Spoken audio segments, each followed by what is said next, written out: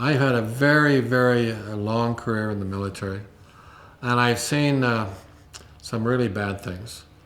We like to think that in the military we did some really good things, okay? But by the same token, the military has been very good to Don Ethell, Amanda Ethell, and our boys. They fed us, they clothed us, they've given us the opportunities to excel. So when I retired from the military, I had other things to do with my consulting company. But I said, now's the time that I can now return some of the things that were given to me.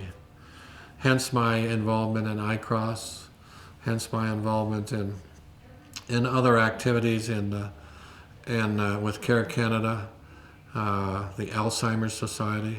I was involved in Rotary for a while, who does some tremendous things, all volunteers, and the Cancer Society and so forth.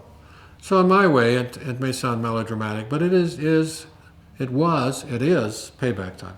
Well, it's important to anybody, I think, as a Canadian, as an Albertan, when people are doing things for you, what are you doing for your country? What are you doing for your province? Okay, it's a great Kennedy speech on what are you doing for your country.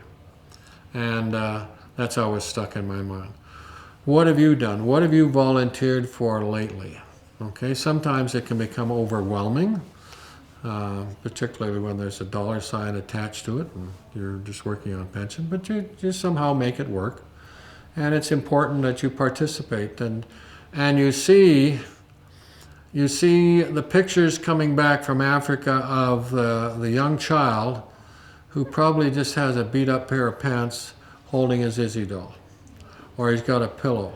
Or there's a great picture of Lou McKenzie. He went over there with our patron for ICROSS, went over with one of the containers, and it showed him with a wheelchair with a young lad who was 13 or 14 who had never got off the ground because he was crippled.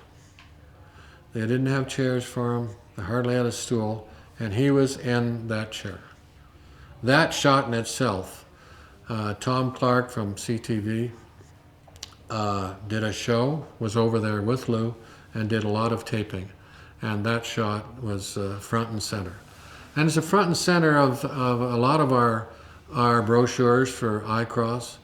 There's other pictures of the kids with the Izzy dolls, as I mentioned. They're slung over their back in a bandana of some sort, or they're in a food lineup to get their daily milk. Okay, and you see kids like that, that's great. But you also read behind the lines where they've got to feed the children milk in a barbed wire container compound with their mother, because if they give the milk to the tribal leaders and so forth, it'll never get to the children. It'll be sold and so forth and drunk by the adults. So there's a double-edged sword when you see destitute people like that. And even in Canada, you know, we've got homeless here, we've got the people in Haiti, you know, God bless her, we've got a Governor General who came from Haiti and has taken a personal interest, and the Canadians came to the fore after the earthquake. We had Canadians there, as I mentioned, a couple of them were killed. But I'm sure it's heartbreaking for anybody that immigrated from that area to see the destitution that's occurring in that area, and in other areas throughout the world. So we Canadians, we have it pretty good. You go to school, you're all washed and scrubbed. You're gonna usually have a mother or father or somebody to take care of you. You're getting something to eat. You can study. There's no stop for where you want to go if you want to go. Even at a university, there's programs that with scholarships or loans, you can go to whatever heights you want, or go to whatever vocation, be it as a plumber or as a carpenter, or join the army.